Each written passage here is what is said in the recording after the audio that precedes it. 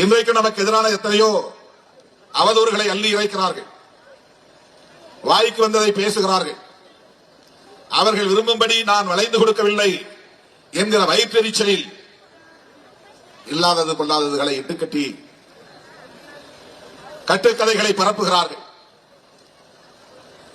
வழக்கமான சராசரியான ஒரு அரசியல்வாதி அல்ல திருமாவளவன் என்பதை காலம் அவ்வப்போது உணர்த்திக் கொண்டிருக்கிறது, இப்போதும் உணர்த்திக் கொண்டிருக்கிறது. நாங்கள் வெறுமன பதவி பகுதிகளுக்காக பொது வாழ்க்கைக்கு வந்தவர்கள் அல்ல.